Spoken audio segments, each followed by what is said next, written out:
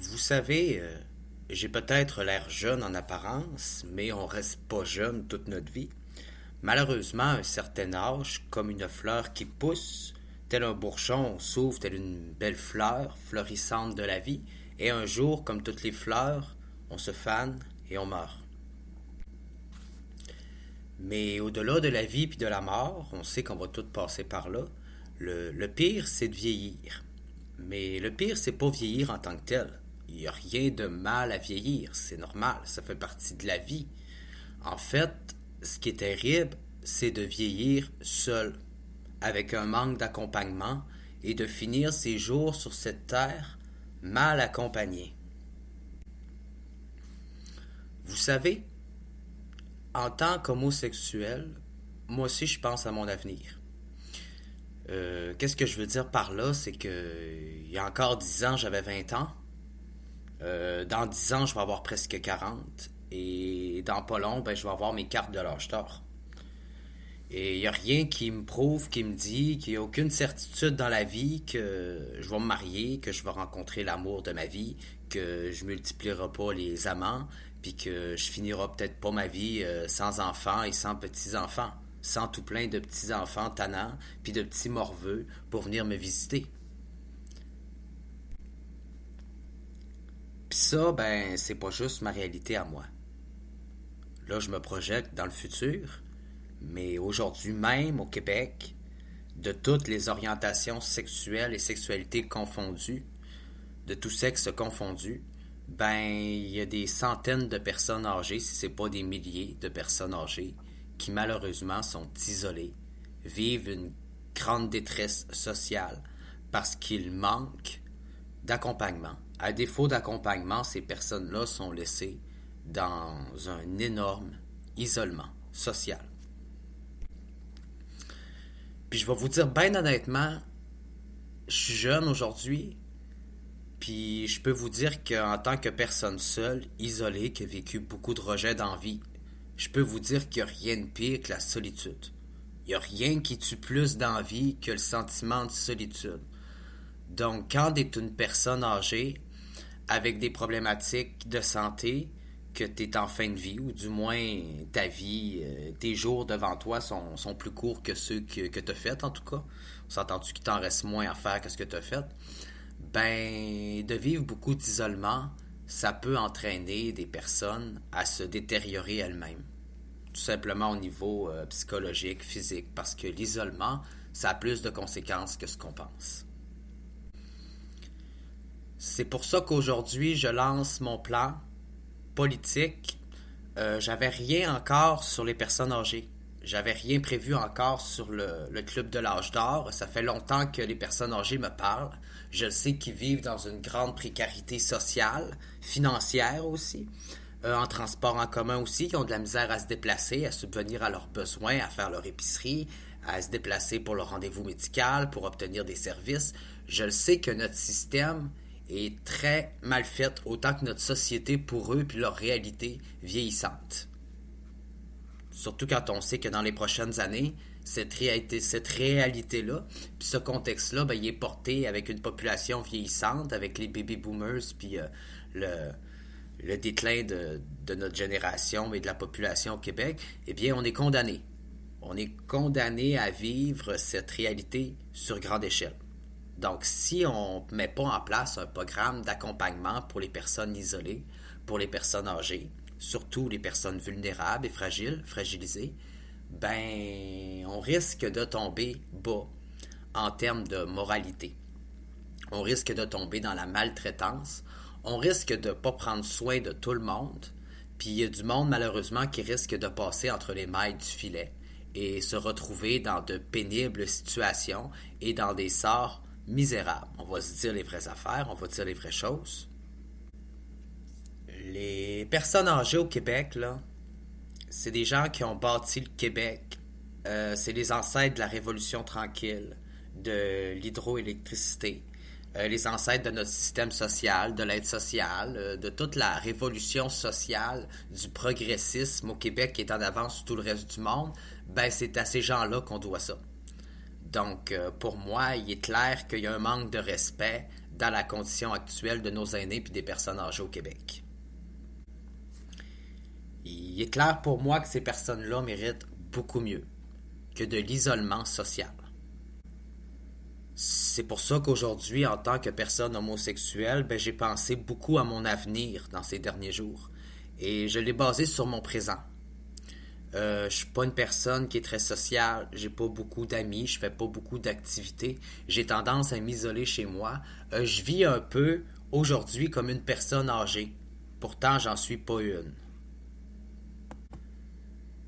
Si c'est ça la vie que vivent les personnes âgées au Québec, d'être enfermées chez eux, pas d'argent, pas pouvoir se déplacer, faute d'autobus puis de bons transports en commun, si c'est ça leur vie d'avoir de la misère à courir, faire leur épicerie, porter leur sac à pied à bout de bras, à se fatiguer juste à faire leurs tâches ménagères puis leurs courses, si c'est ça leur vie d'avoir de la misère à avoir des médicaments puis des soins de santé qui sont de proximité, qui sont capables de se déplacer puis d'offrir un vrai service plutôt que de courir après des soins, si c'est ça leur vie, j'y comprends pour vrai d'être démoralisé. Puis je tiens à leur dire qu'au niveau de la jeunesse, je pense qu'on a pas mal plus d'intérêts communs. Pour qu'on partage, on partage dans la vie pas mal plus d'affaires, nous les jeunes, puis les personnes âgées, que ce que le monde pense. On a beaucoup de besoins, puis malheureusement, la société est mal adaptée à nos besoins. Un jour, je vais peut-être être vieux. Peut-être que j'aurai pas d'enfants, que j'aurai pas de chum, que j'aurai pas de famille, que j'aurai pas personne pour venir me voir dans mon CHLD. Donc c'est qui va penser à moi au bout du compte dans ce système-là, puis qui va s'occuper de moi, dites-moi. C'est qui? Parce que si on se base sur la tendance actuelle, moi je suis condamné à ce que ce soit personne. Il y a 15% de la population au Québec qui sont des homosexuels, qui font partie de la communauté LGBTQ, qui s'identifient transgenre, bispirituel, asexuel, allosexuel, whatever, appelez-le comme vous voulez. Et ces gens-là n'ont pas les mêmes chances vis-à-vis la reproduction, n'ont pas les mêmes chances pour fonder une famille par rapport aux gens hétéronormatifs. On va se le dire. Une mère porteuse, ça court pas les rues, ça coûte cher. Faire un bébé en laboratoire, ça coûte très cher. Je veux dire, c'est pas tout le monde qui ont les moyens, qui ont la qualité de vie, qui ont le contexte et qui peuvent faire ça tout seul. Donc, en tant qu'homosexuel, monoparental, sans enfant, qui est pas capable de faire des enfants parce que faire des enfants avec deux hommes, ça se fait pas des enfants forts. C'est ça qui arrive. Donc, je suis condamné. Je suis condamné à être une personne âgée seule et isolée. Donc, c'est pour ça qu'aujourd'hui, je pense à nos personnes âgées qui sont isolées, qui sont seules dans la vie. Et je me dis qu'il y a tellement de personnes, trop de personnes âgées au Québec, qui n'ont plus de famille, qui sont isolées, qui sont détachées, qui sont éloignées, puis qu'il n'y a personne pour prendre de leurs nouvelles, pour leur rendre visite. C'est pas normal qu'on trouve une personne âgée morte dans un appartement après une semaine puis un mois à se décomposer parce qu'il n'y a personne qui a pensé à cogner à sa porte pour aller demander si ça allait bien et dire un bonjour ou l'inviter à prendre un café quelque part pour parler un peu de comment ça va, de ce qui se passe. Pour de vrai, il y a vraiment un gros manque de chaleurosité, de courtoisie, de respect envers nos ancêtres au Québec. Pour avoir passé d'un contexte dans lequel les familles vivaient ensemble, puis que les grands-mères restaient dans les maisons, puis que la famille se soutenait puis s'entraidait, pour avoir passé à on enferme nos personnes âgées dans des CHLD, puis on vend leur maison, on prend leur possession, on prend leur héritage, puis eux autres, on s'en occupe pas, on les oublie, puis on les laisse là, on les range dans le placard, enfermés dans une chambre d'un CHLD, du gouvernement ou d'un édifice semi-privé, d'un immeuble qui fait dans le locatif pour l'hébergement pour personnes âgées. Donc, nous autres, on les range là, puis nos familles s'en occupent plus, c'est correct, il y a du monde qui s'occupe d'eux autres, qui prennent soin d'eux autres, il n'y a pas de problème, puis s'il y a un problème, c'est pas notre problème. Il n'y aurait pas une forme de déresponsabilisation d'une perte de la valeur familiale, une déshumanisation de nos familles. Pour vrai, c'est quoi que ça veut dire aujourd'hui, la famille? Avoir le sort de nos personnes âgées, on réalise bien que ça vaut plus rien. Avoir les enfants à la DPJ, on voit bien que la famille, le contexte de la famille, le principe de la famille au Québec, ça a perdu pas mal de sens moral et de valeur aux yeux des autres. De principe, en tout cas. qu'on a pas mal perdu dans la vertu, pour ainsi dire. C'est pour ça que je suis en train de penser, puis que j'ai imaginé l'autre jour, en voyant toutes ces personnes âgées-là qui errent dans les centres d'achat, en quête d'un contact humain et social, je me suis dit il faut absolument créer un programme d'accompagnement pour les personnes âgées seules et isolées et faire une sorte de parrainage, de solliciter des bénévoles, des jeunes, des organismes sociaux communautaires et de faire en sorte d'avoir des gens pour se soucier de nos personnes âgées, des gens qui ont vraiment la volonté d'aller voir les personnes âgées, de leur parler, de les aider dans leurs déplacements, de discuter avec eux, d'aller manger au restaurant, de faire une activité, de les divertir, de les écouter, de les distraire, de les sortir un peu de leur isolement puis de leur vie fade, morne et monotone, de la bouffe, pas de goût puis pas de saveur puis pas de consistance en CHLD puis dans nos hôpitaux, franchement. C'est vraiment ça le système qu'on veut au Québec. Un hôpital fret avec des murs blancs, mais blancs comme pas à peu près. Javelisé. Un environnement totalement aseptisé. De toute culture, de toute vie, de toute notion de chaleurosité, d'humanité, d'empathie, tiens. L'empathie. Savez-vous c'est quoi l'empathie? Connaissez-vous ça, l'empathie? Allez taper sur Google le mot empathie. Moi, je vous mets au défi de lire un peu là-dessus, juste pour le fun. C'est quoi l'empathie? Cette faculté de se mettre un peu à la place des autres. Il faut croire que, contrairement à tout ce que je pense, c'est pas une faculté qui est donnée à tout le monde. Ouais, là-dessus, moi, j'ai une sorte de don naturel comme ben du monde, mais ça a l'air qu'il y en a qui l'ont pas pantoute avec l'empathie. C'est plus l'apathie ou la sociopathie. Ouais.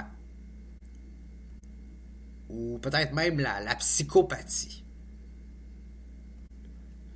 Donc, dans notre système psychopathique, asiopathe, antisociopathe, je veux dire, écoute, j'ai plus de qualificatifs, j'ai plus de synonymes, on a complètement un système de sociopathe.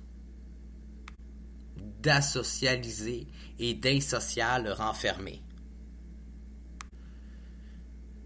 Puis je vais vous dire ben honnêtement, je vais me lancer en politique parce que j'ai pas envie de mourir comme ça.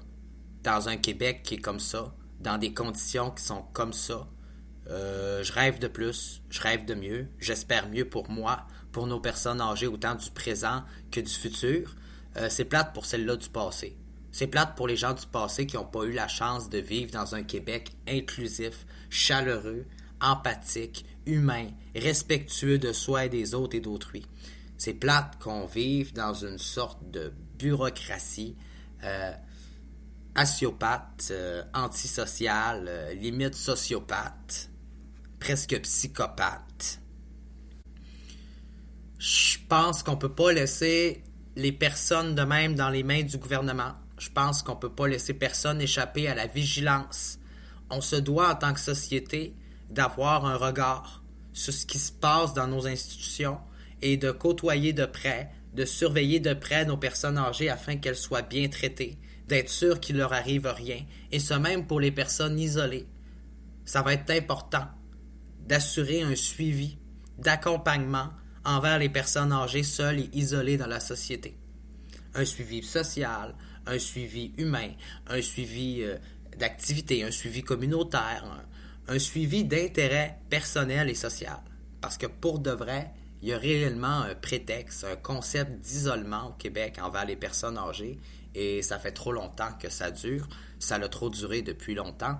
Il est temps que quelqu'un se lève, parle et s'oppose à ce principe et propose d'autres solutions et autres choses en conséquence. Ce que je propose, c'est le programme d'accompagnement pour les personnes âgées au Québec. C'est terminé le temps où on laissait les personnes âgées seules, à eux-mêmes, enfermées dans leur maison puis dans leur résidence, sans même aller cogner puis leur donner un petit coup de téléphone puis leur envoyer un email puis faire un FaceTime pour leur dire bonjour puis leur demander comment ça va au moins. Je pense que c'est le minimum de la chose. De la bonne conscience, de la bonne séance, Je veux dire, on parle quand même de personnes âgées qui pourraient faire un arrêt cardiaque ou se blesser ou il pourrait arriver n'importe quoi demain matin. Comment ça se fait qu'on porte pas plus d'assistance puis qu'il n'y a pas plus d'assistance dans la société aux personnes âgées? Je le sais pas.